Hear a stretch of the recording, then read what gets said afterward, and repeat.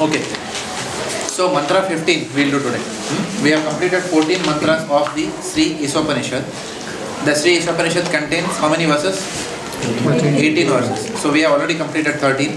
14. Today we'll be discussing 15, and if we have time we'll do a little bit of 16 as well.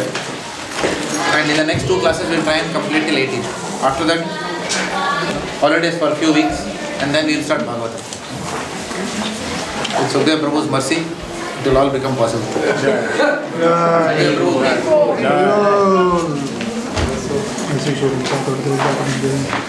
All right. So mantra 15 goes as follows. It's a very famous verse. Today's verse is a very famous verse. Mantra 15. Hiranyamayena patrena satyasthapitam mukham tat tvam pushan apavrunu satya dharmaya drishtai. O my Lord, sustainer of all that lives, your real face is covered by your dazzling effulgence. O my Lord, sustainer of all that lives, your real face is covered by your dazzling effulgence. Kindly remove that covering and exhibit yourself to your pure devotee.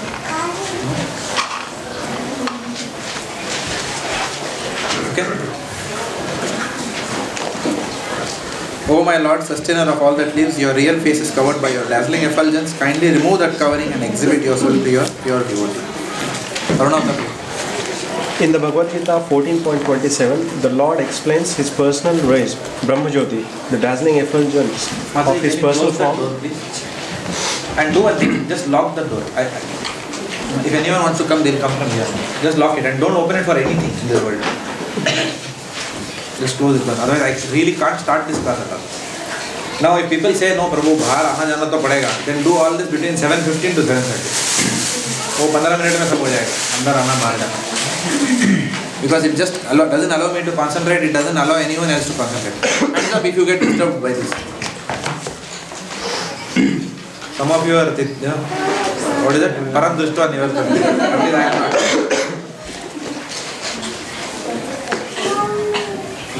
When they teach Bhakti Shastri, then we will go in and out. Whoever didn't raise their hand, all of you will teach one day and we will go in and out. Karma वापस जाके. All right. In the Bhagavad Gita. In the Bhagavad Gita 14.27. Now please hear carefully. Please hear carefully. This is very important purport. Please absorb yourself in this. नहीं तो ये नहीं होने वाला. The Lord explains his personal rays, Brahmajyoti, the dazzling effulgence of his personal form, in this way. Brahmano hi pratishtaham amritasya vayasya cha shashvatasya cha dharmasya sukayasya kantikasya cha. I am the basis of the impersonal Brahman, which is immortal, imperishable and eternal, and is the constitutional position of ultimate happiness. Brahman, Paramatma and Bhagwan are 3 aspects of the same absolute truth. Brahman is the aspect most easily perceived by the beginner. Paramatma, the super soul, is realized by those who have further progressed, and Bhagwan realization is the ultimate realization of the absolute truth.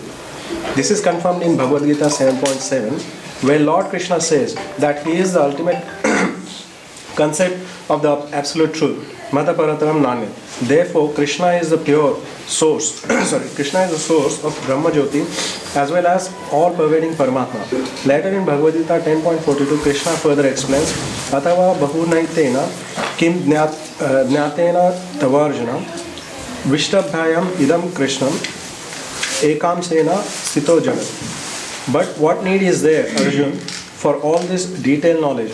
With a single fragment of myself, I pervade and support this entire universe. Thus, by his one plenary expansion, the all-pervading Paramatma, the Lord, maintains the complete material cosmic creation. He also maintains all manifestations in spiritual world. Therefore, in this Shruti mantra of Isopanisad, Sri Isopanisad, the Lord is addressed as Pushan, the ultimate maintainer. Okay. So what is the point till here?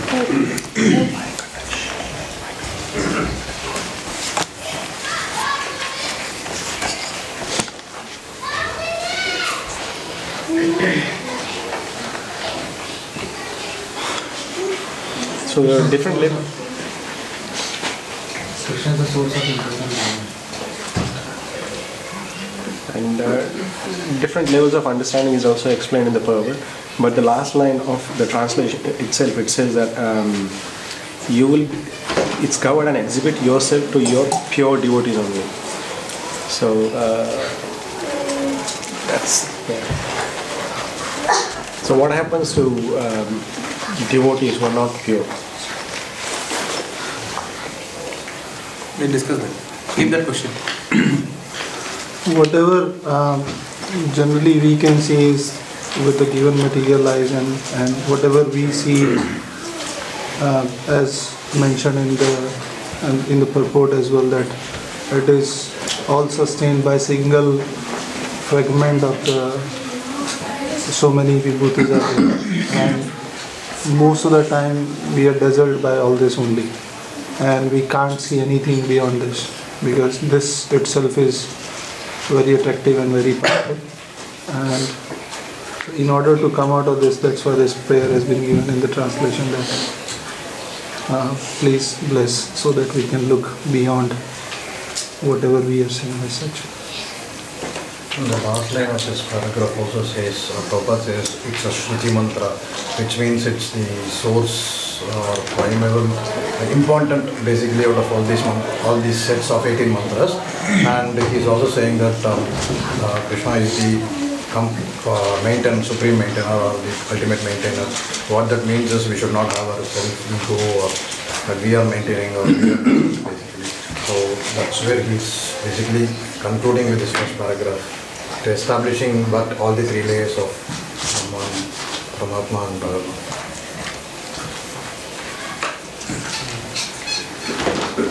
Prabhupada also explains that Krishna is the maintainer of all the material cosmic manifestations, but not into the process.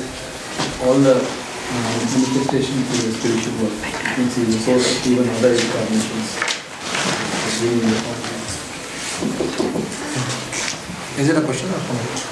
He's bringing the point. It's in the point. He's bringing the point. Yeah. You understand? So we are in verse number 15 of the Isopanisad. Up until now, we started with the invocation mantra, which is what? Om Purnamada. We started with the invocation mantra. Then, the next few mantras talked about living harmoniously with Bhagavan or Ishwar. Right? Isha Vashyam Idam Sarvam. How to live harmoniously in this world. Why is there lafda in this world today? Because of greed. Because of greed of man. Prabhupada says in Srimad Bhagavatam, there is no scarcity in this material world. Mataji, हो गया final Damodar लीला. अभी ना आप रोक, आप या तो खुद को बांध लेना या इसको उसको बांध लो, दोनों में से एक.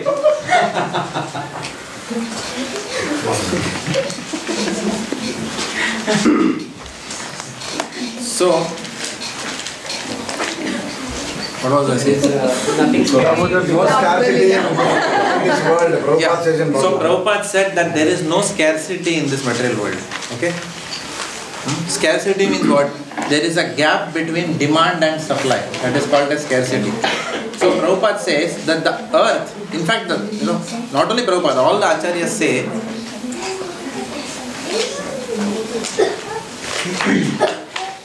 that the earth produces enough for everyone.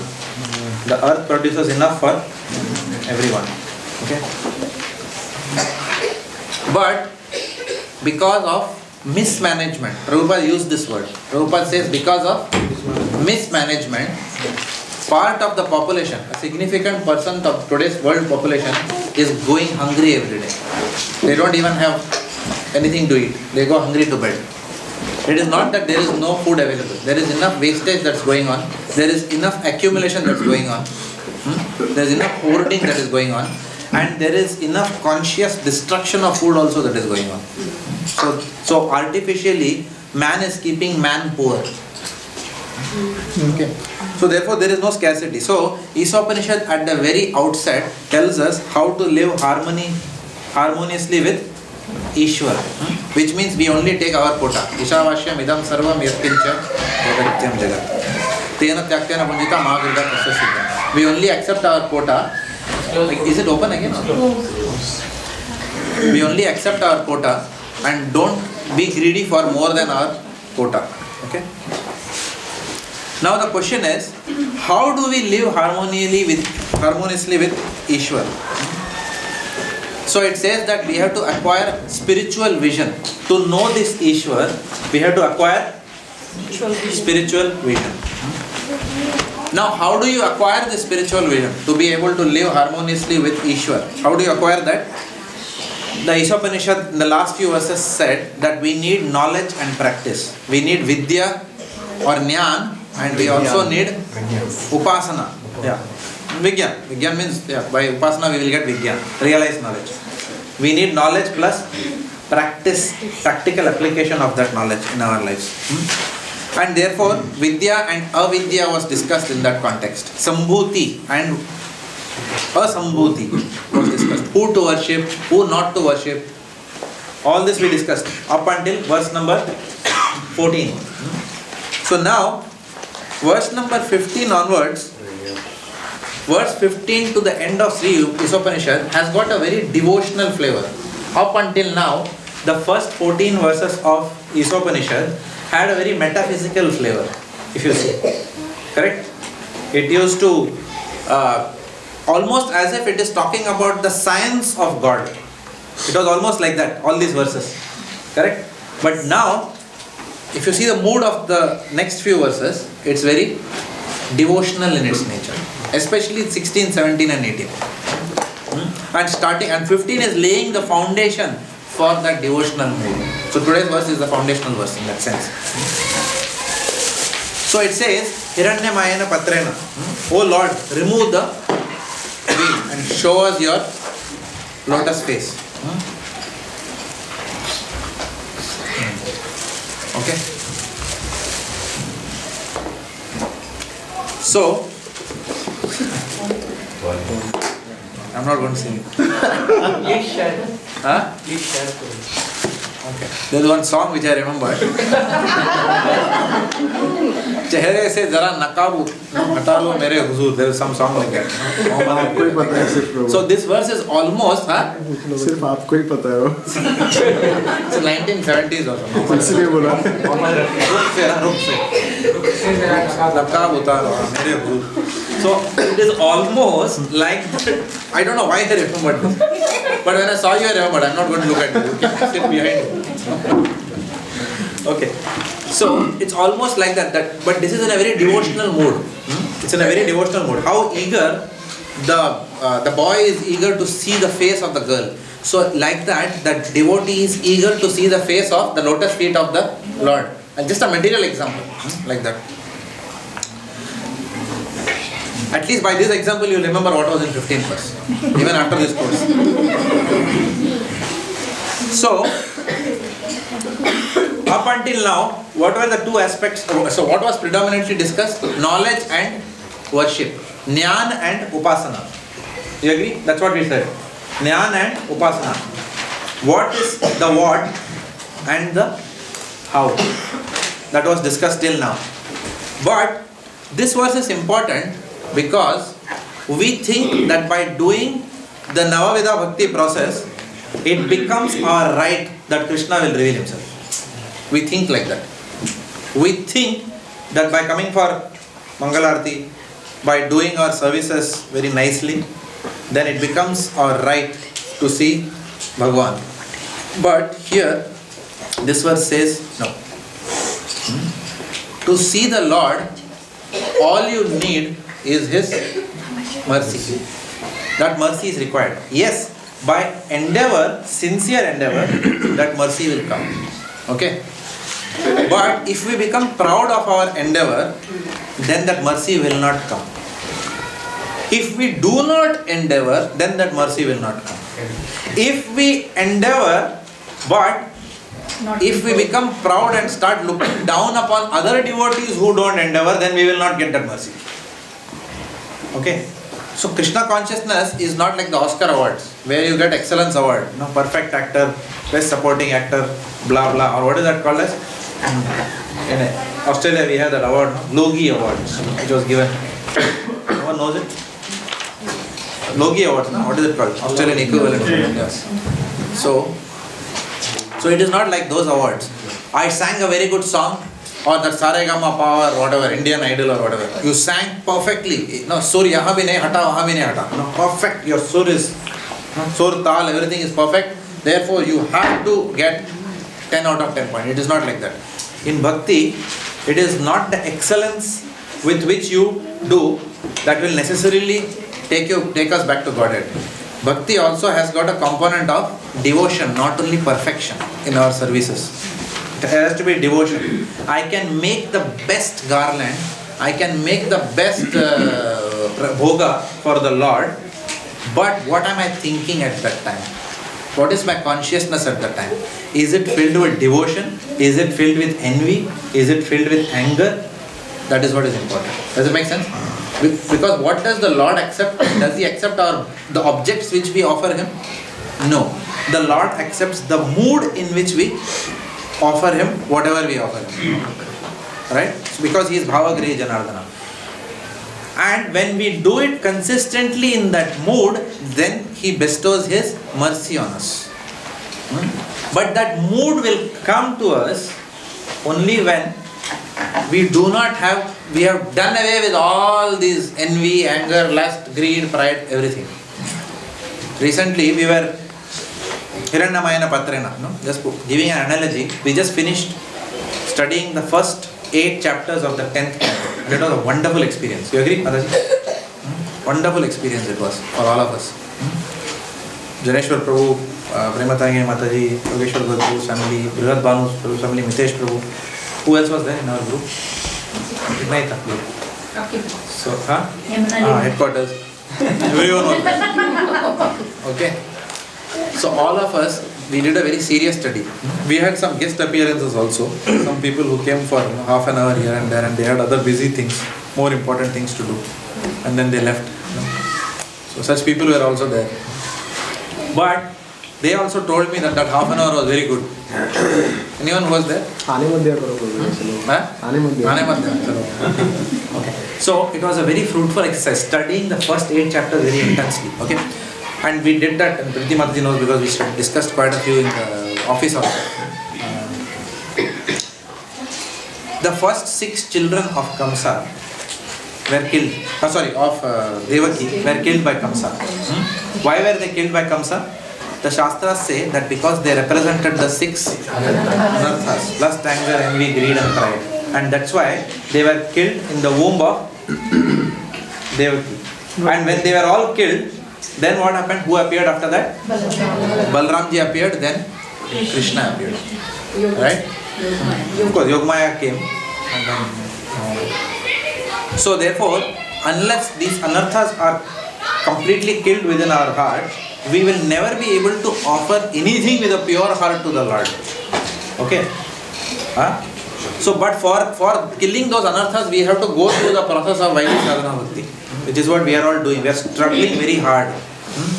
We are struggling very hard to balance sadhana, seva and sadachara. Today also I was hearing Gaurang Prabhu's class this morning, and he was also emphasizing sadhana, seva, sadachara. These are the 3 levers always. It is not simply doing good sadhana and good seva. We have to have cordial relationships with each other. And today only this morning I was praying to Lord Nityananda. Today I felt I was feeling very personal with him this morning for some reason. I was just standing right in front of Lord Nityananda. And I was telling him that I want to improve my relationships with devotees. Okay? Because there are devotees with whom I don't have a good relationship. Okay? I said if I have to take that initiative, even if my rascal mind tells me that no, you are right in those situations, they should come and apologize. Even then, my dear Lord, please give me the consciousness by which I will go and say sorry first. We cannot go back to Godhead if we expect someone else to say sorry to us. We cannot go back to Godhead like that. We cannot go back to Godhead. It is simple. We cannot go back to Godhead with that. It is not possible. Even if we don't have a relationship with one single Vaishnava in this world, I am not saying every single Vaishnava should be like our, most beloved No, not like that.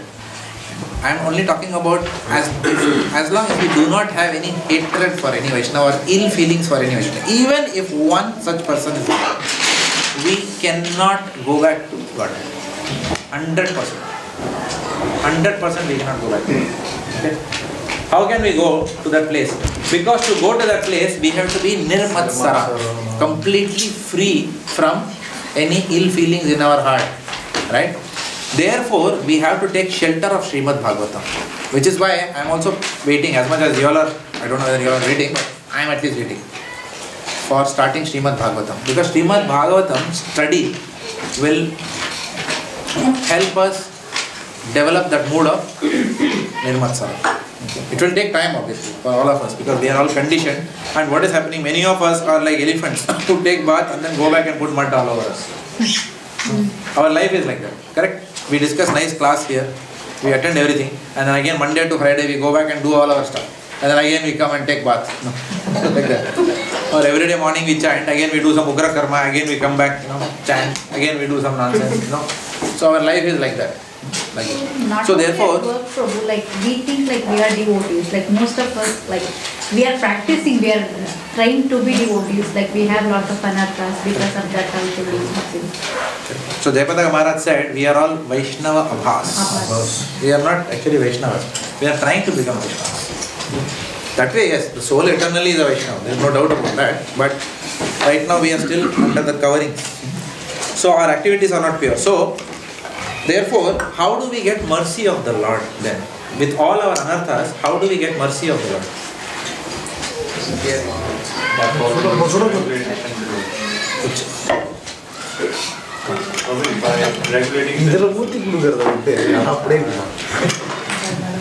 My fault.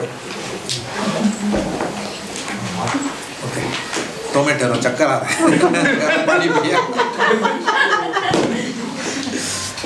It's boiling hot and I just drank it. Huh? I don't want to disturb the class. We have to start talking and forget it. Hopefully. What was I saying? How do we get the mercy? Yeah. So how do we get the mercy of the Lord? We'll get the mercy of the Lord only if we are genuinely in this mood that I am the most fallen out of all devotees and everyone else is more advanced than me. We cannot have any other mood other than this mood and expect that we will go back to God. Yudhishthira and Duryodhana were asked to go all around and find out if anyone is more advanced than them. And Duryodhana came back and said, I cannot find anyone who is more advanced than me.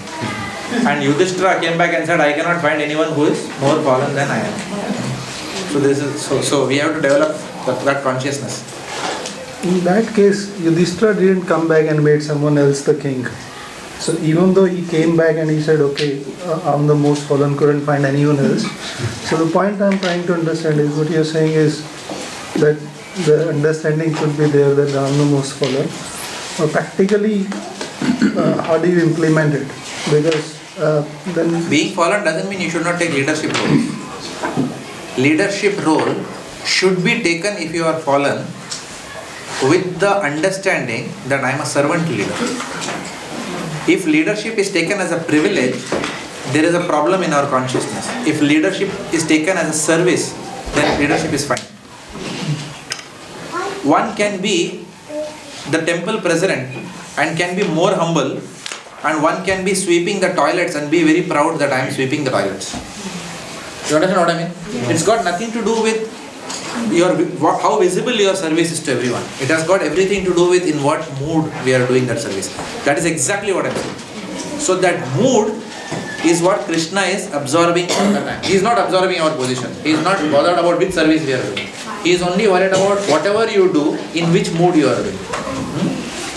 If I am sweeping the courtyard, okay, for example, one day I was 2 years back or so, someone was sweeping the courtyard, and I was rushing home, okay, because it was already 9 o'clock, and then Aditya had an exam or something next day. I think he had some really crucial exam, so I was rushing home after that to be with him. So one devotee is there. He's generally I don't see him in the temple nowadays. Those days he used to come. He used to sweep the courtyard. So he told me something. He came right to me. He was sweeping and he saw me coming out of the class.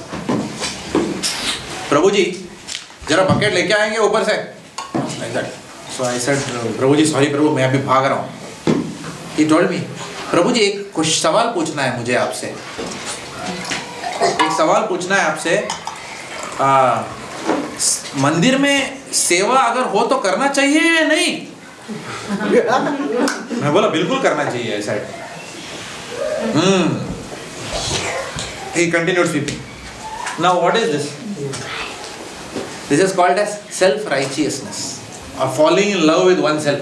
मैं इतना service कर रहा हूँ, तुम class से घर जा रहा है, तो मैं इतना कर रहा हूँ, तो तुम क्यों नहीं कर सकता है? You know, the Lord will not accept your sweeping, even though you are doing a menial service. If this is the mood, if our mood is because I am doing some service, all other people are fallen, and I am the most advanced, here. Okay. And after that day, I never saw him sweeping. That is another issue. Okay. But to him, I only answered, हाँ प्रभु बराबर है. Technically, you are correct. Service करना चाहिए. बात तो बराबर बोल रहा था. Service तो करना चाहिए. Right? But in what mood was he doing his service? That's the question. Better than that would be a person who is probably managing the temple, okay, but who is still considering himself as an insignificant servant of whoever he is managing. So it is not the type of service you are doing. It's a mood which will beget us the mercy of the Lord. Even when we are offering bhoga or anything, it is a mood in which we offer that will decide whether the Lord is going to accept that or not accept it from us. So therefore, this particular verse is telling us that the Lord will reveal Himself to us. It is His prerogative to reveal Himself. This is not like the hero, removing the ghungat like that. No. This is the heroine deciding to remove the ghungat and showing. Okay. Khud chehre se naqab. What is that? Rukh se naqab. Whatever. Huh? I have not lost it. This example you will remember. Okay. So here the Lord has the prerogative. Therefore again, Radhanath Maharaj said, Bhakti is awarded.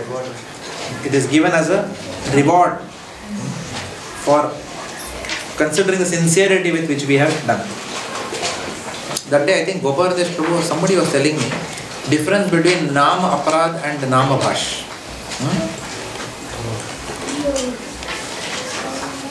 Inattentive chanting can also be Nama Bhash. He told me. Inattentive chanting can be Nama Bhash if accidentally the mind wanders. Accidentally. It becomes Nama Aparad when we are willfully engaging in other activities so that we don't even realize kab chanting ho. You know what I mean? We are watching a movie which is 2 hours 30 minutes so that by that time mala bhi ho jayega, movie bhi ho jayega. Okay. Movie dekhte Hare Krishna. That is Nama Aparad. Okay. Whereas when you are sincerely attempting to chant attentively and the mind is wandering here and there and you haven't been able to chant most of the rounds attentively, then that is still Namavas because you have tried sincerely and failed. But planning to chant inattentively is Nam Aparad. Planning to chant inattentively. Most of the time, many times at least, we plan to chant inattentively. Chalo, ye activity ke darmayan, I will also finish my rounds. As this is going on, I will also finish. So compliance bhi ho jayega. Yamaraj will not ask. Chant kiya houngi. Yeah, every day 16 notes. Complied with the processes of whatever was told to us. Good. Compliance is good for a beginning, but it will not. The Lord will not. Hiranyamayana Patrena will not open. The Lord will not reveal Himself in that case. He will keep Himself hidden because to attain Him is sudurlabha. It is rarely obtained. Even when you endeavor sincerely, right? We have to take care that our sincere endeavor does not lead to pride. Rather than that, it leads to humility. What to speak of when we are not even endeavoring sincere and still feeling proud about it? That is even worse. So, knowledge plus worship, we discussed till verse 14.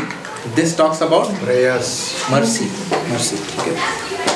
So, in Damodar Leela also, which we are currently studying in chapter 9 of the 10th canto of Srimad Bhagavatam, it is mentioned that it is not only endeavor which will allow Krishna to be subjugated. If Krishna has to be tied within our heart, then we need his mercy. Okay.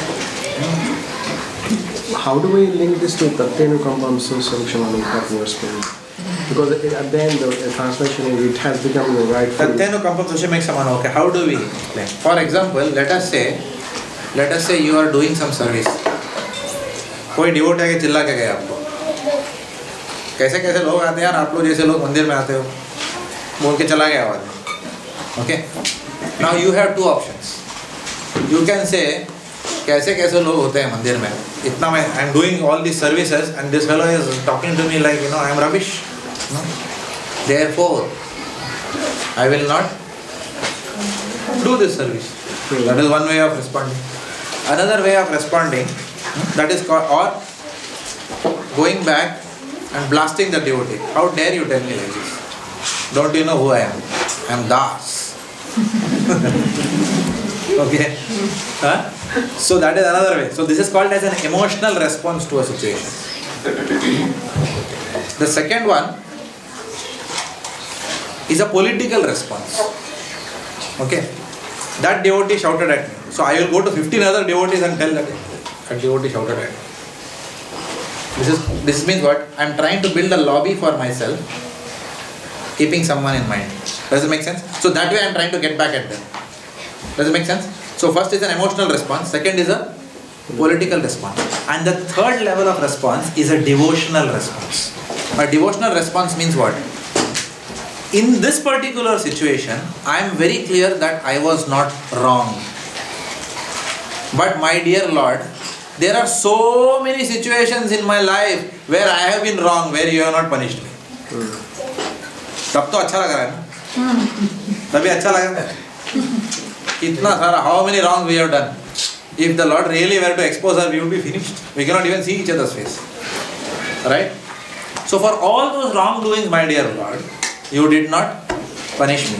So in one situation, if I have not done wrong, and if I have got a slap, then why should I keep on lamenting about it? I will take it as your mercy. There might have been some design. Maybe you are testing me. Maybe by this activity you want to teach me some lesson of tolerance. Titiksha means what?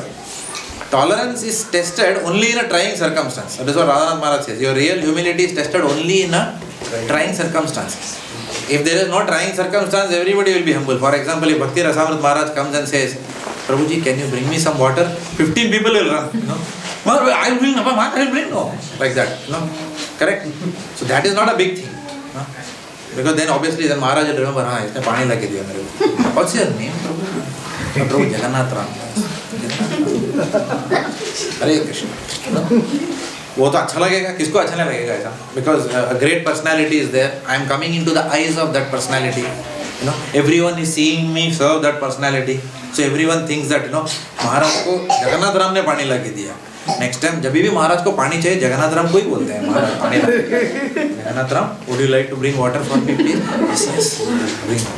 Like that. ये सब ठीक है. When he is not here, then what is our relationship with devotees? That is a big question. When nobody is there, no Maharaj has to be impressed. Okay? Then what are we doing in our day-to-day lives? There comes that consciousness of ours, which is natural, not artificial. We are not putting any artificial behavior on us. Like that. And if that natural consciousness itself is Trinadapi Sunichena, then we be sure we don't have to die in Mayapur, we don't have to go to Vrindavan, we can be killed in the what is that Point Cook highway or Nepean highway and still go back to Godhead with that consciousness. Because it is Vasudeva consciousness which is important. It is not the Dham. Dham is inside our heart. So if we have that, then we will get the mercy of Krishna as well as the Vaishnavas. But we have to have consciousness where there is no envy, there is no pride, there is no malice, there is no negativity about any devotee. Okay? So our whole life is a struggle. This is our biggest struggle, if you like. Attentive chanting and the tendency to blaspheme Vaishnavas. ये दो चीज निकल गया अपने life से.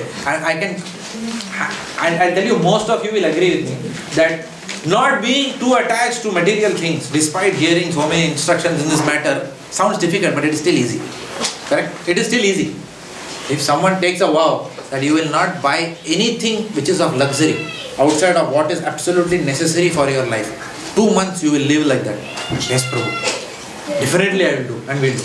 If someone tells you, you will not blaspheme any Vaishnava in the next 6 weeks, how many of you are confident? Huh? On top of that, we are putting you in a team with 10 devotees to execute the project. In the next 2 months, you will not blaspheme any of your team members. Impossible. दूसरा दिन से चालू हो जाएगा. दूसरा first 15 minutes में it start. Who is the leader? Okay, you be the leader. तुमको क्यों लीडर बनाया भाई? मेरे हस्बैंड भी तो थे.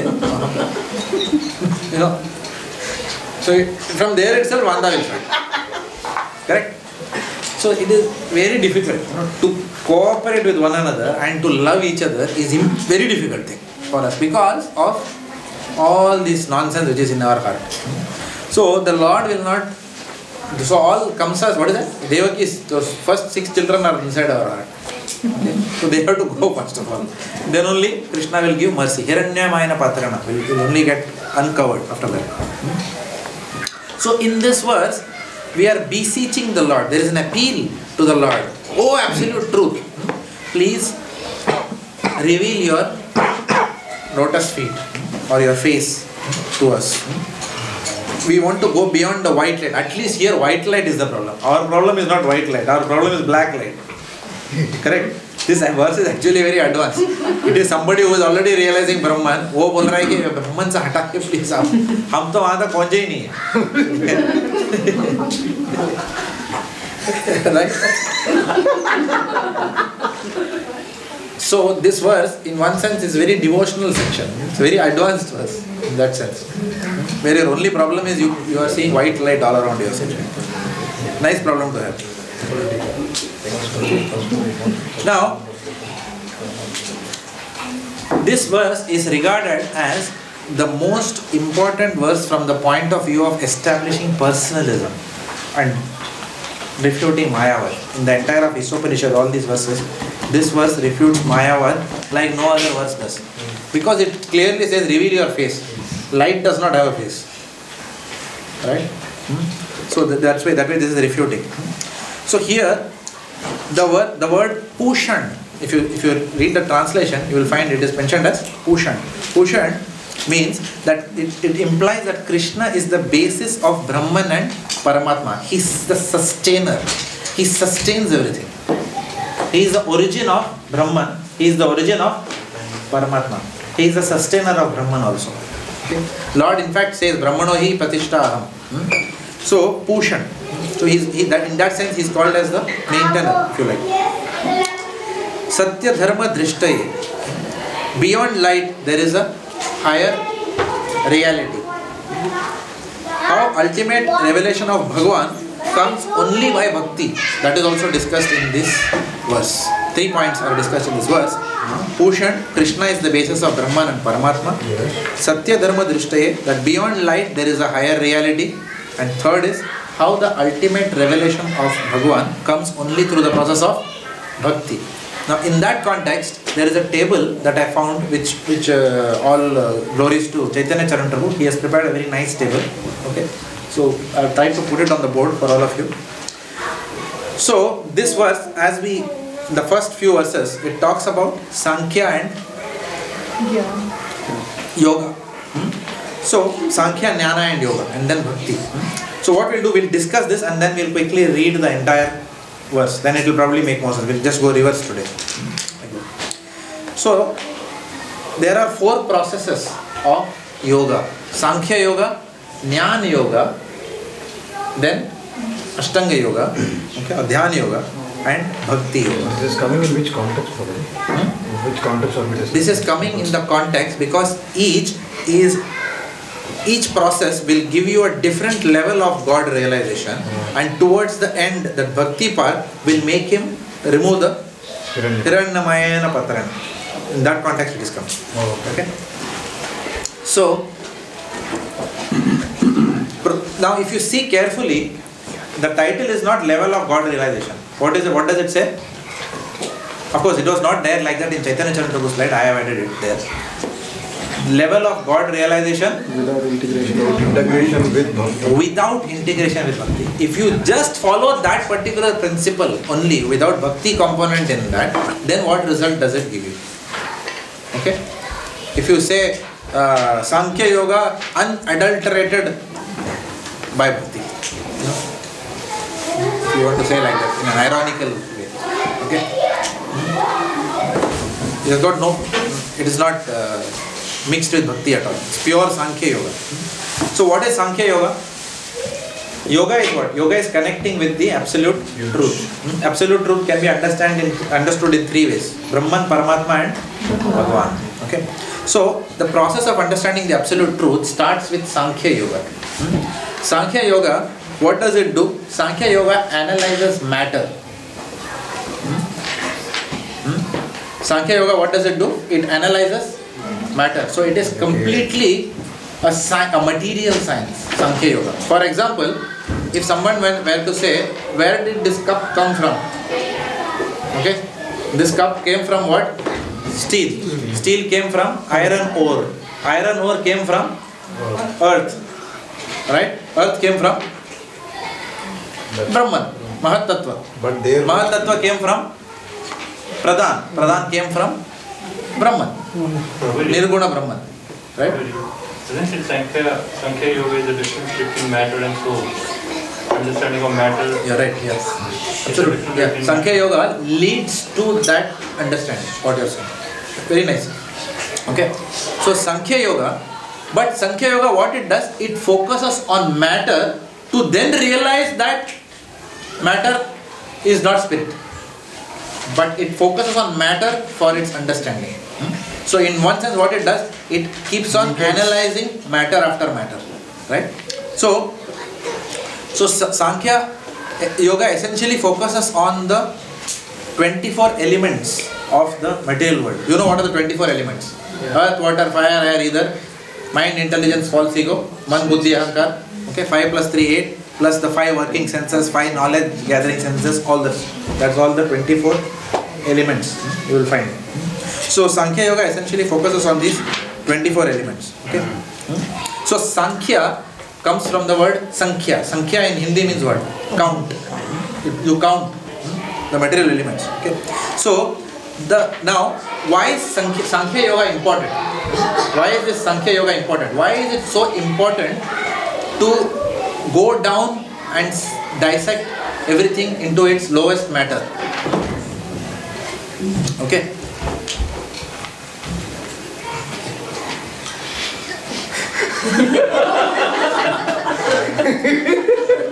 It's amazing, Prabhu. Huh? Are you really sorry? Or you are enjoying the humor that you have created in the class? No, we will be leading. Okay. Okay. So Sankhya Yoga means what? Sankhya Yoga means you are focusing on matter. Now it's interesting. Why is Sankhya Yoga important? You tell me. Because it's a distinguished matter from soul. Okay. Any other answers? it essentially negates the matter in one level.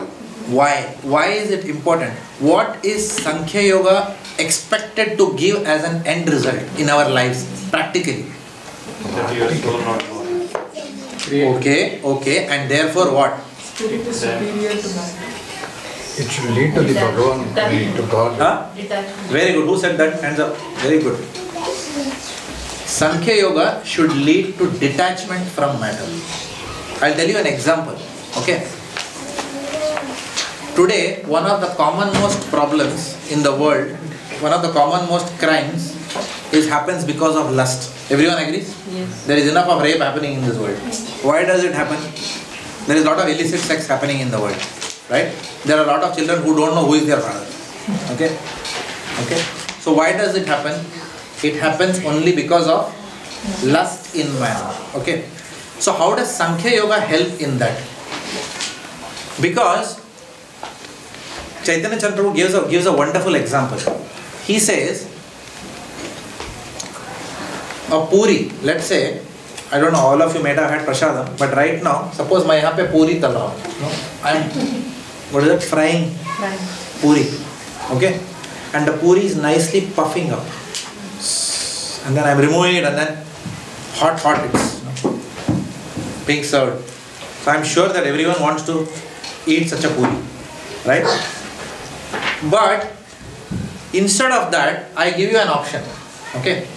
I say, kya hai bhai? Puri, what is puri at the end of the day? It is atta. Correct me if I'm wrong. I'm entering some territory which I don't have much knowledge about, but it is atta and oil and namak, right? So instead of puri, if I give you atta, namak, salt, and if I give you oil, then are you so excited? Will you go like that? No, it doesn't attract you.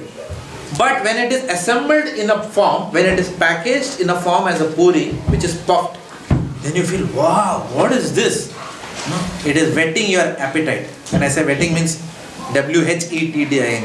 It's increasing your appetite. Does it make sense? Yeah?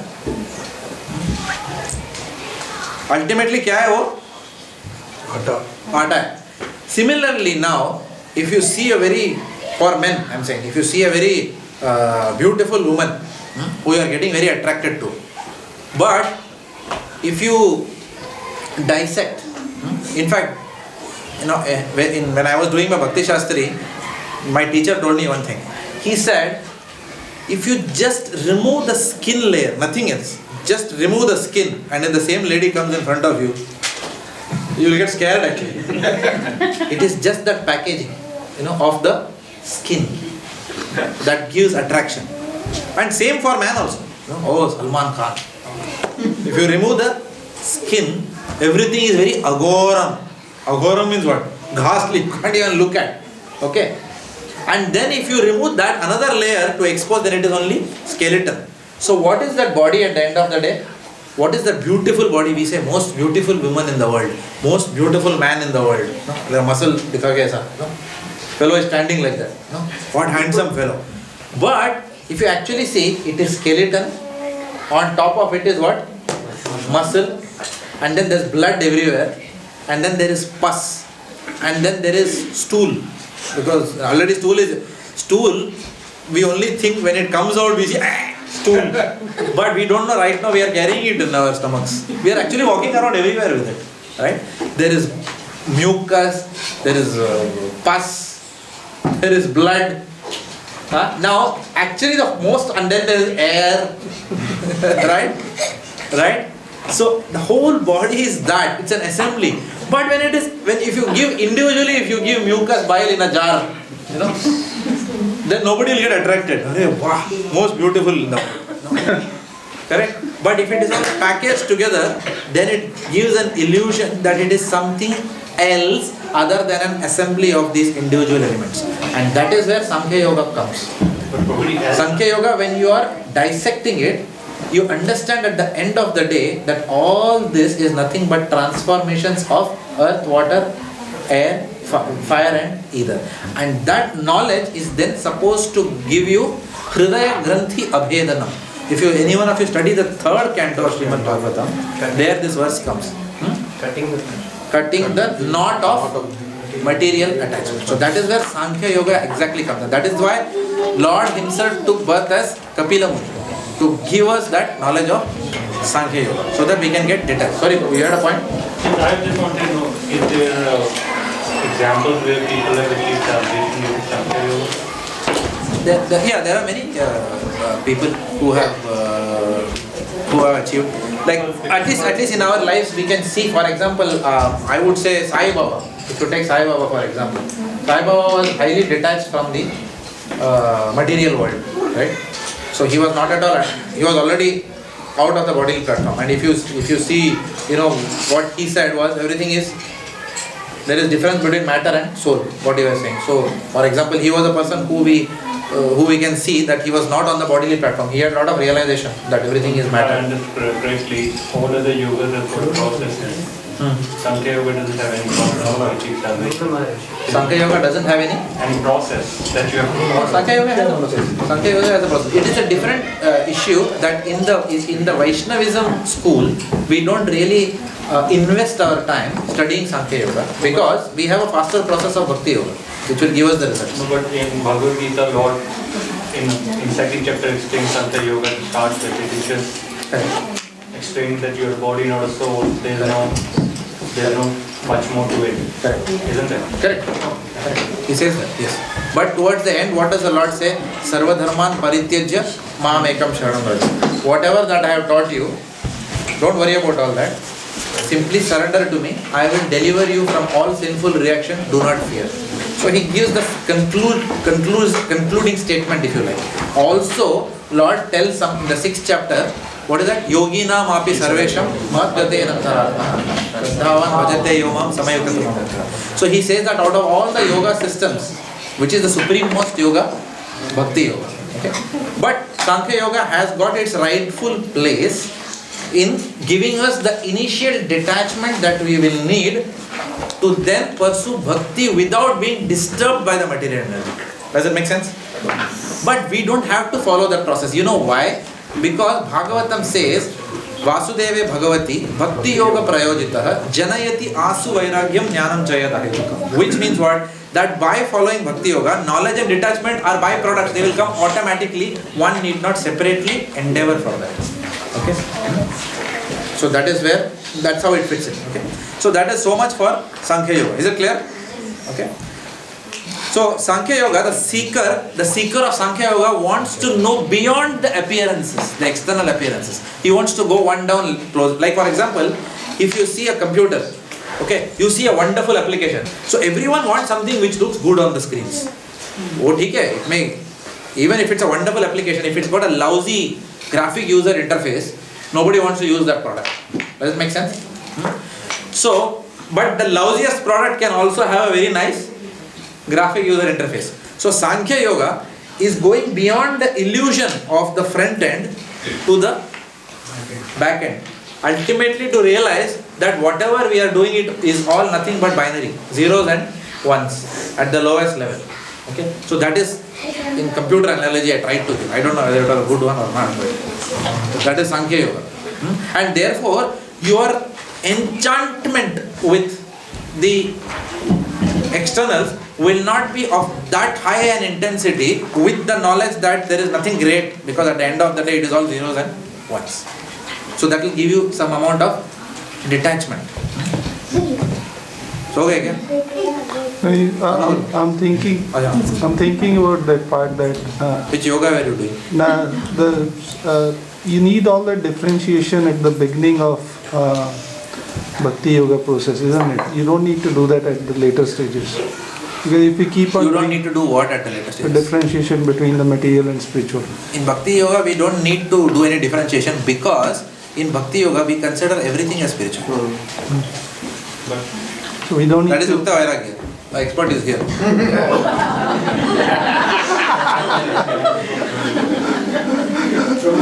Everything is spiritual. Only that is material, of which we do not see a connection with Krishna. Does it make sense? But then we may not be able to see it, but ultimately everything is connected to Krishna. Definitely. Is that what is the point or a question? So the point is, then we need not worry too much about Sankhya Yoga. Yeah, we don't have to worry about it. Devotees don't. This is material, this is... We don't have to worry about it. We don't have to worry about it. Because, yeah. Okay? Jnana. The next, then what happens? Higher than Sankhya Yoga is what? Jnana Yoga. Because Sankhya Yoga is understanding the absolute truth as matter. Does it make sense now? What is written on the board? Okay.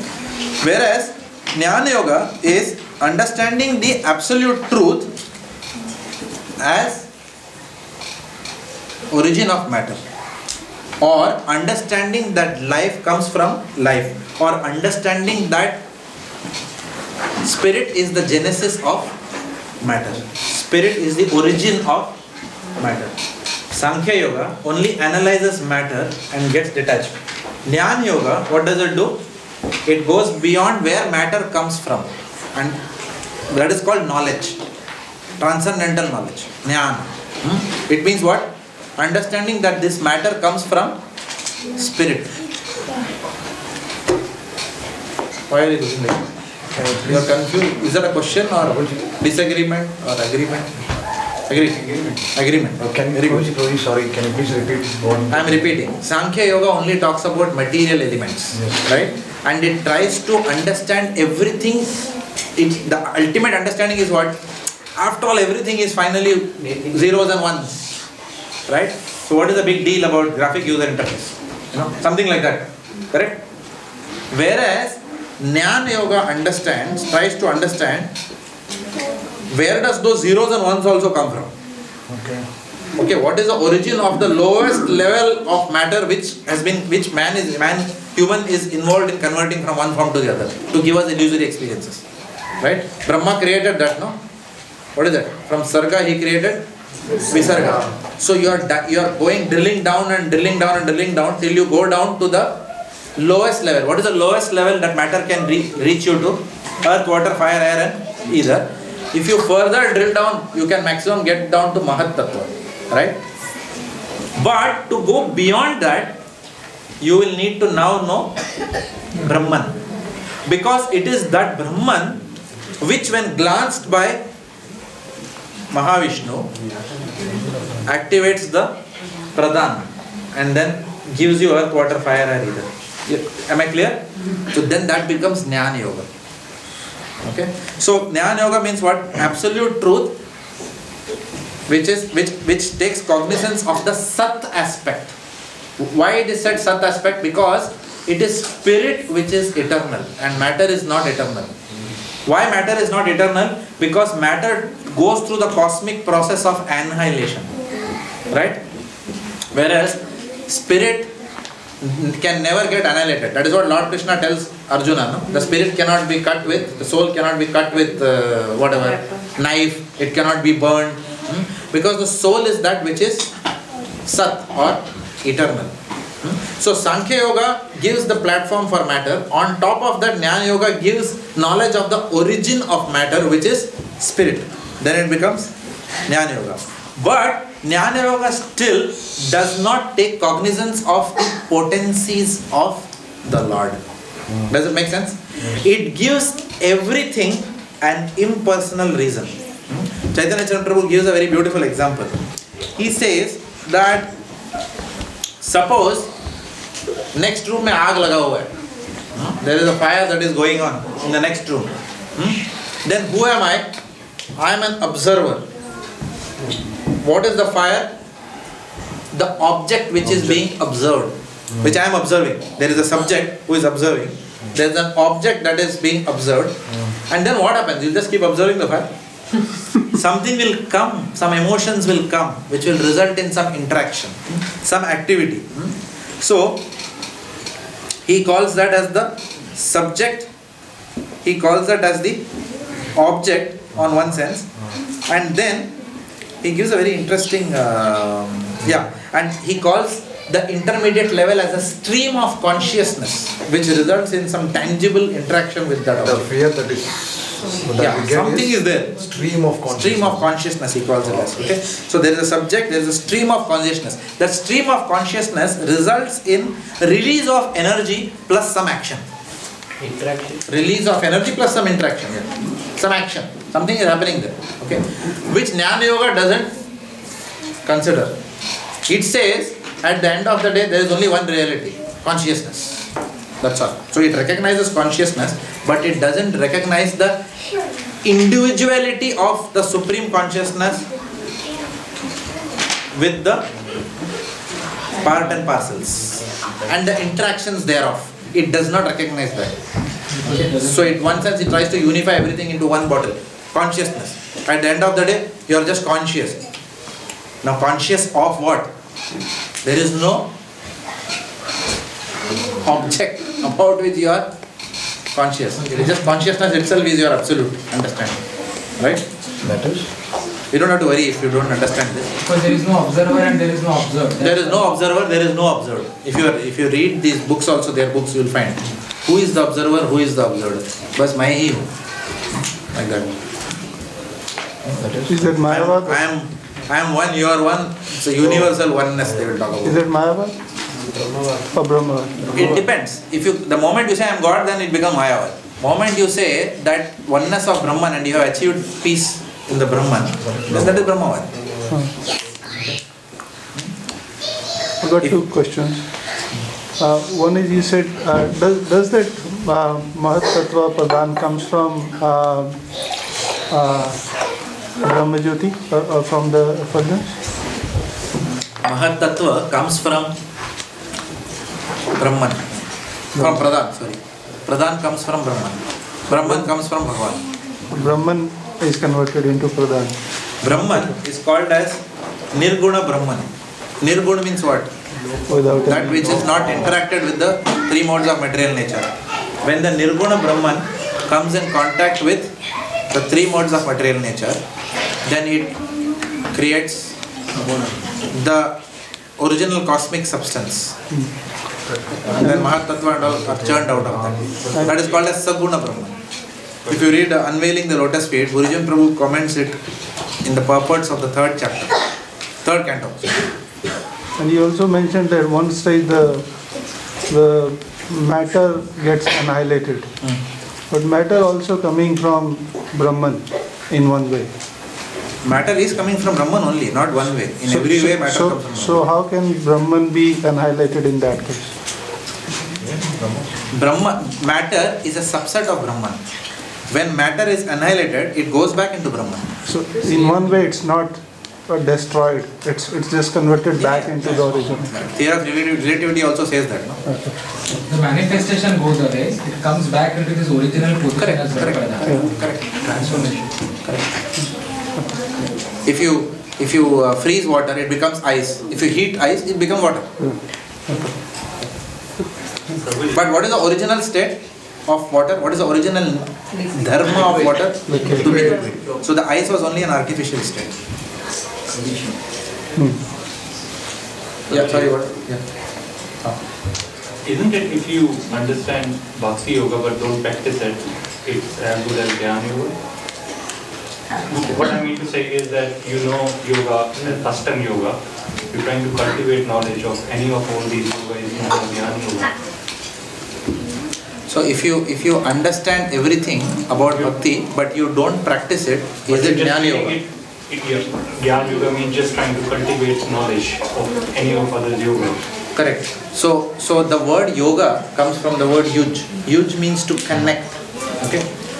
So only if you accumulate knowledge, okay, as long as it helps you connect with the impersonal aspect of the absolute, then it becomes Jnana Yoga.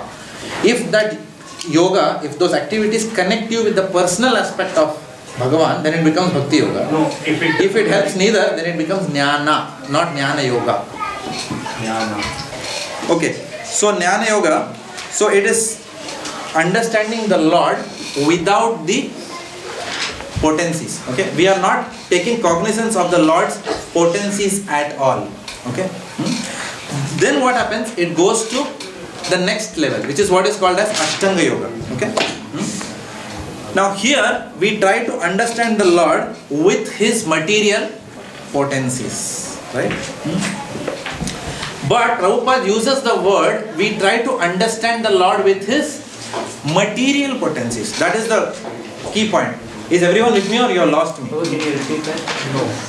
In the Paramatma realization, if you see, understanding the absolute truth with material potencies. One is understanding only matter. Then understanding the absolute truth without the potencies. Prabhuji, we can have a discussion outside the class later on. No, sorry. Yeah. So, alright. Okay. So Sankhya Yoga is understanding. Please understand this. Okay. If I lose my concentration, I will also not be able to talk. Okay. So Sankhya Yoga is understanding the matter aspect. Jnana Yoga is understanding the absolute truth. You are taking cognizance of the spirit part, no doubt about this. Even the Mayavadis do that, right? They take cognizance of the spirit, but they don't take regard the potencies of the Lord, right? Whereas here in Ashtanga Yoga, you acknowledge the material potencies of the Lord, not the spiritual potency of the Lord, right? Because what happens when you do Ashtanga Yoga? You will come to the realization of Paramatma. And who is Paramatma? Paramatma is that personality who is inside matter. Does it make sense? Earlier you understood matter, but you understood the root cause of matter as earth, water, fire, air, ether. But you did not understand that inside that earth there is Paramatma. Inside that fire there is Paramatma. That you didn't understand. That you will understand in Ashtanga Yoga. Okay?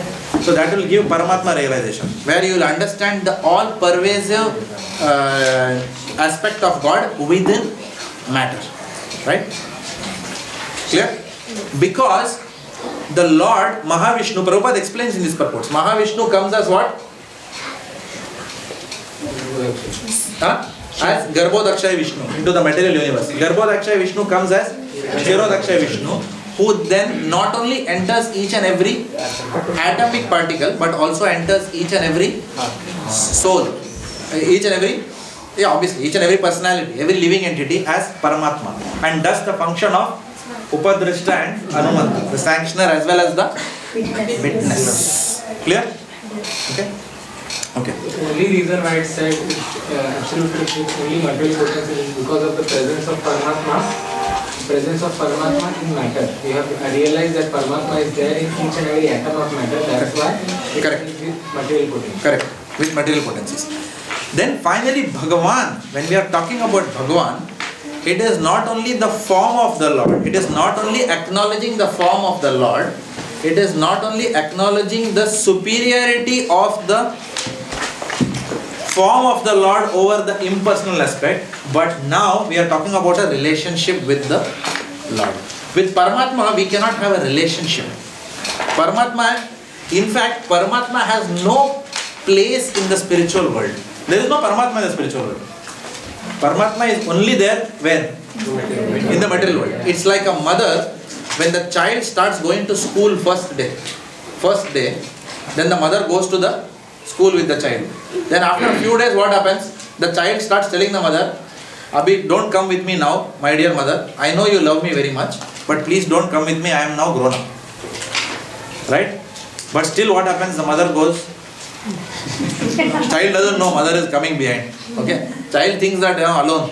But till the time the mother is completely confident, the mother will follow the child to ensure the child is safe. So like that, the Lord, when the Jiva tells that I want to go separate from you and go back to the material world and enjoy for some time, then the Lord says, okay, it's a very dangerous place. Okay, I will come with you there. I will always be with you as the Paramatma inside your heart, and I will always keep guiding you as to what is right and what is wrong. And I will also be the witness. If you pickpocket someone, the police might not have seen, there might be no witnesses, but I have seen. So you are going to get punished for that. Does it make sense?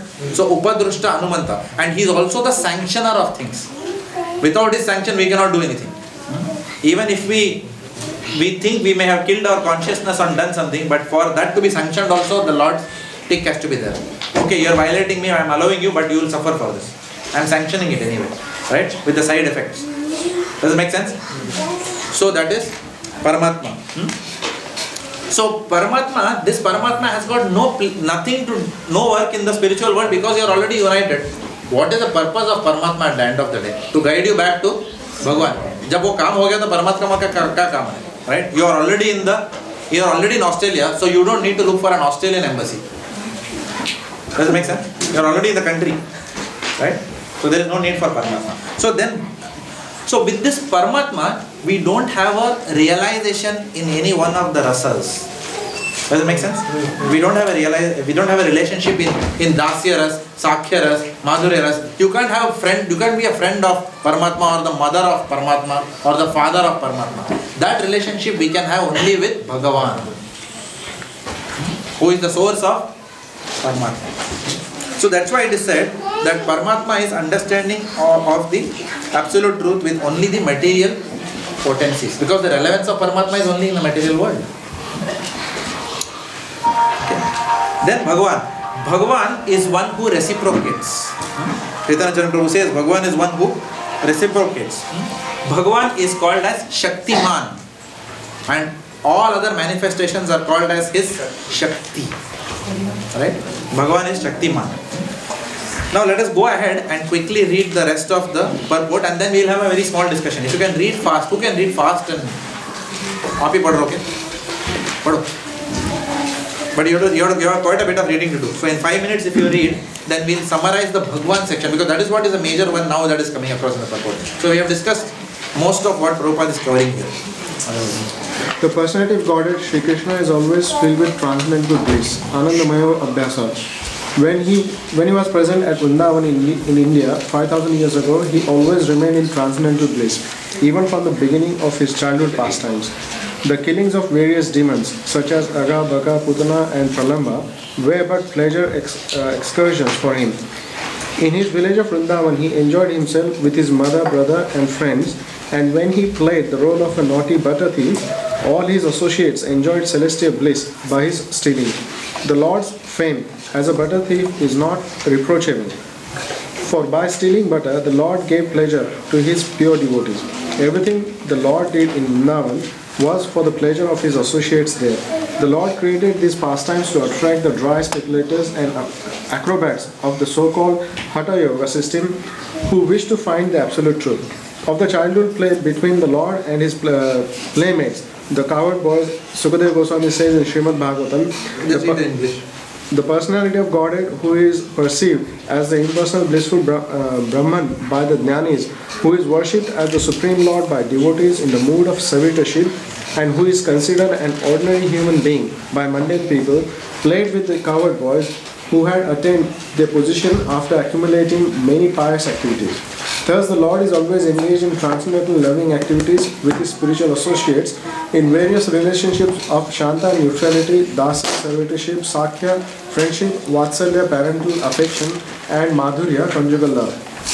Since it is said that Lord Krishna never leaves Vrindavan now, one may ask how he manages the affairs of the creation. This is answered in Bhagavad Gita 13.14 to 18. The Lord pervades the entire material creation by his plenary part known as Paramatma or Supersoul. Although the Lord personally has nothing to do with material creation, maintenance and destruction, he causes all these things to be done by his plenary expansions, the Paramatma. Every living entity is known as Atma, soul, and the principal Atma who controls them all is Paramatma, the Supersoul. This system of God realization is a great science. The materialistic Sankhya Yogis can only analyze and meditate on the 24 factors of the material creation, for they have very little information of the Purusha, the Lord. And the impersonal transcendentalists are simply bewildered by the glaring effulgence of the Brahma Jyoti. If one wants to see the absolute truth in full, one has to penetrate beyond the 24 material elements and the glaring effulgence as well. Sri Isopanisad points towards this direction, praying for the removal of the Hiranyamaya Patra, the dazzling covering of the Lord. Unless this covering is removed, so one can perceive the real face of the personality of Godhead. Factual realization of the absolute truth can never be achieved.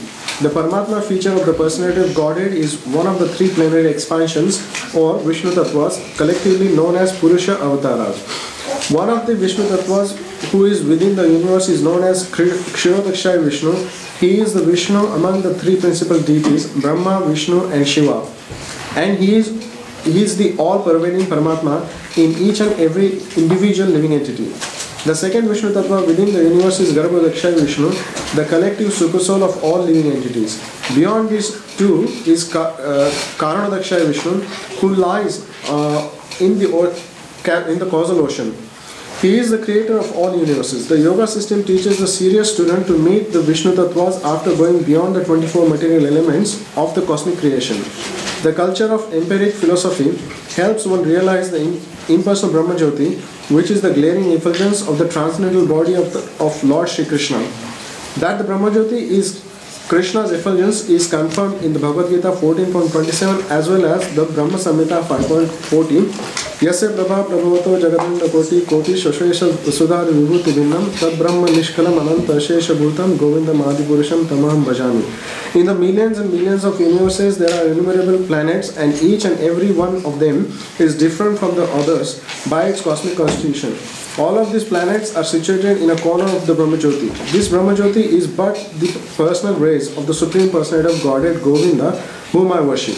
This mantra from the Brahma Samhita is spoken from the platform of factual realization of the absolute truth. And the Shruti mantra of Sri Isopanisad under discussion confirms this mantra as a process of realization. The Isopanisad mantra is a simple prayer to the Lord to remove the Brahma Jyoti so that one can see his real face. This Brahma Jyoti effulgence is described in detail in several mantras of the Mukunda Upanishad. Hiranyamaya Pare Koshe. In the spiritual realm, beyond the material covering is the unlimited Brahman effulgence, which is free from material contamination. That effulgent white light is understood by transcendentalists to the light of all the lights. In that realm, there is no need of sunshine, moonshine, fire or electricity or illumination. Indeed, whatever illumination appears in the material world is only a reflection of that supreme illumination. That Brahman is in front of and in back, in the north, south, east and west, and also overhead and below. In other words, that supreme Brahman effulgence spreads throughout both the material and spiritual skies. Perfect knowledge means knowing Krishna as the root of this Brahman effulgence. This knowledge can be gained from such scriptures as Srimad Bhagavatam, which perfectly elaborates the science of Krishna. In Srimad Bhagavatam, the author Srila Vyasadeva has established that one will describe the supreme truth as Brahman, Paramatma or Bhagwan according to one's realization of him. Srila Vyasadeva never states that the supreme truth is a jiva, an ordinary living entity. The living entity should never be considered the all-powerful supreme truth. If he were the supreme, he would not need to pray to the Lord to remove his dazzling cover so that the living entity could see his real face. The conclusion is that one who has no knowledge of the potencies of the supreme truth will realize the impersonal Brahman. Similarly, when one realizes the material potencies of the Lord but has little or no information of the spiritual potencies, he attains Paramatma realization. Thus, both Brahman and Paramatma realization of the absolute truth are partial realizations. However, when he realizes the Supreme Personality of Godhead Shri Krishna in full potency after removal of the Hiranyamaya Patra, he realizes Vasudeva Sarvamiti, Bhagavad Gita 7.19. Lord Shri Krishna, who is known as Vasudeva, is everything, Brahman, Paramatma and Bhagwan. He is Bhagwan, the root, and the Brahman and Paramatma are his branches. In the Bhagavad Gita 6.46 and 47, there is a comparative analysis of the three types of transcendentalists: the worshippers of the impersonal Brahman, Jnanis, the worshippers of the Paramatma feature, Yogis, and the devotees of the Lord Shri Krishna, Bhaktas. It is stated there that the Jnanis, those who have cultivated Vedic knowledge, are better than ordinary fruity workers, that the Yogis are still greater than the Jnanis, and that among all Yogis, those who constantly serve the Lord with all their energies are the topmost. In summary, a philosopher is better than a laboring man, a mystic is superior to a philosopher, and of all the mystic yogis, he who follows Bhakti Yoga, constantly engaging in the service of the Lord, is the highest. Sri Isopanisad directs us towards this perfection. So most of the points is what we covered, except for a few things that we did not cover the Bhagwan part. So that is what we will do in the next 10 minutes that we have. Yeah. It's interesting, Prabhupada mentioned that word, Bhavanam Dharmanam Mantra. So I heard in a lecture that third line says, Bhavanam Dharmanam Vasudeva Sarvamiti Sarmatma. It doesn't say Sarvam Vasudeva. It says Vasudeva is everything. It's not that everything is Vasudeva. Which is, so everything is Vasudeva is quite simple. Lord is everywhere, but everything is not there. So the creator is given predominance over the creation. Yeah. Okay, so the important point here is, what is the difference between therefore Paramatma and Bhagavan? What is special about Bhagavan? What is that potency which is being talked about? Which differentiate Paramatma and Bhagavan? What potency is that? Love. Ananda, yeah, but why? Which potency gives Ananda? Loving potency to the personal relationship of Which potency? What is the name of her? Correct. It is a Ladini potency which is being talked about. Okay? So that is what differentiates other potencies. The Paramatma's potencies is what? When Paramatma's potencies are talked about, it talks about material potencies. Okay? Which means the ability of Paramatma to then enter each and every atom and to give the electrons the force by which they can move around the nucleus. Okay? It talks about the ability of Paramatma to be the governor of this entire cosmic manifestation. It is a Paramatma which keeps the sun in the orbit, which keeps the earth in the orbit, which keeps all the...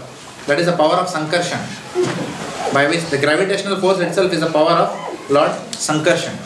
So all that is explained from a material point of view. But Bhagavan realization is higher than that. Bhagavan realization talks about the Alladini factor, which is the pleasure-giving potency of the Lord. That potency by which we can have relationship with Bhagavan, with the Supreme Absolute Truth. Okay, that is why that is higher than... Because at the what is the ultimate identity of every living entity? The ultimate identity of every living entity is Jiva Swarupa Hoy Krishna Nityadas. So, any identities in the material world are only temporary. Okay?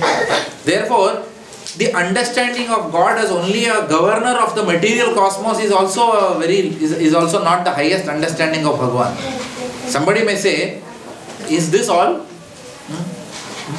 Like for example, what is that song? Jeena yaha, marna yaha, iske siva jana ka. So it is a fatalistic kind of a song. It says that what is there? There is birth, this is old age and death, and where else to go? Anyway, there is nothing. Beyond this, there is no reality anyway. No. The Bhagavan realization, that is why Lord Krishna tells Arjuna that please understand, my dear Arjuna, beyond this temporary abode, there is one abode where if one goes, one never returns back to this abode. Okay? Now what sustains one in that spiritual abode? The relationship with the Lord. Otherwise, in Brahman, in impersonal light, we can't be there for a long time. Right? Impersonal Brahman will give peace of mind for some time. But peace of mind is still subordinate to happiness. Okay? Peace of mind only says that there are no problems. Right? But the absence of problems in itself cannot give ecstatic happiness.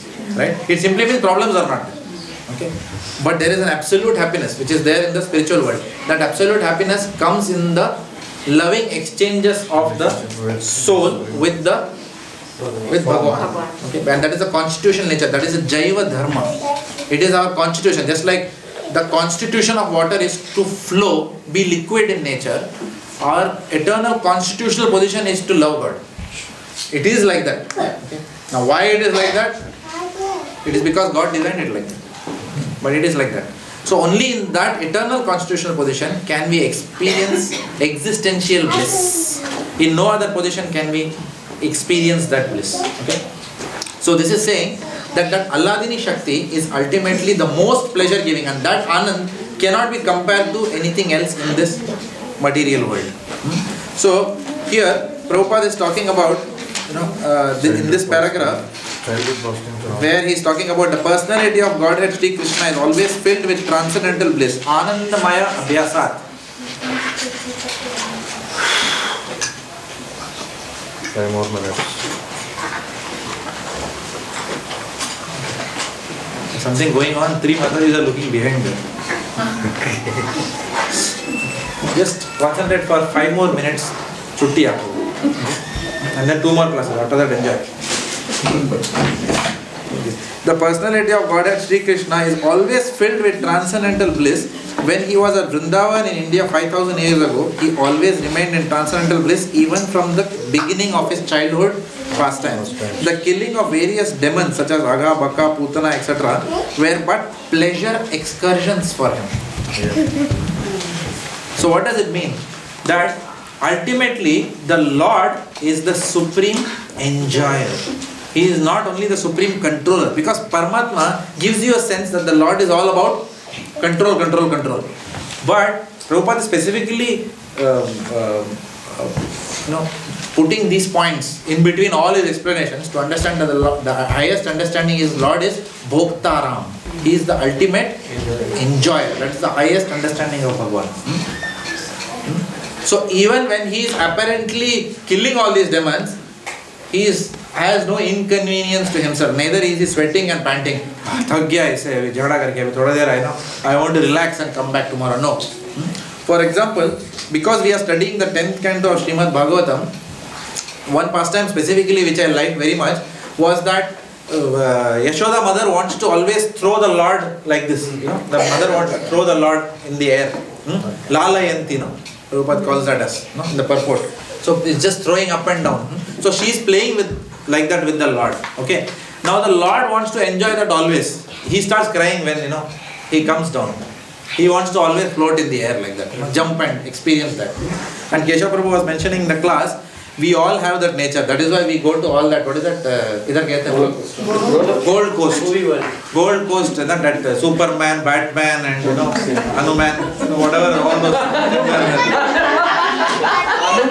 All those, whatever. We went all those pastimes, whatever that we did over there. So that nature of doing all that, comes to us because that nature is there in Krishna also to float like that. Okay.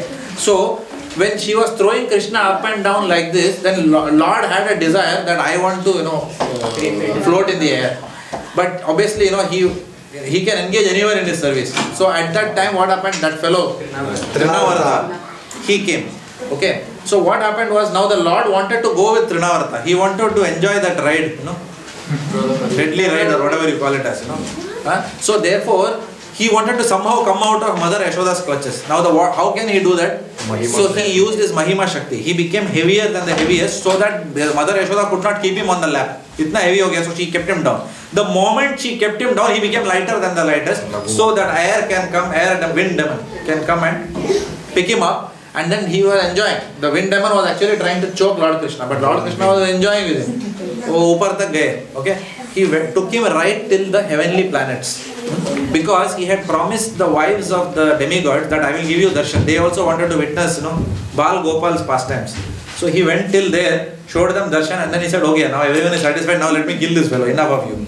Okay, and then he tried to, he became so heavy that even Trinavarta could not hold him. So he came crashing to the ground. And after that, what happened? Lord Krishna was happily sitting on a rock and smiling. It was not that, he's tired now.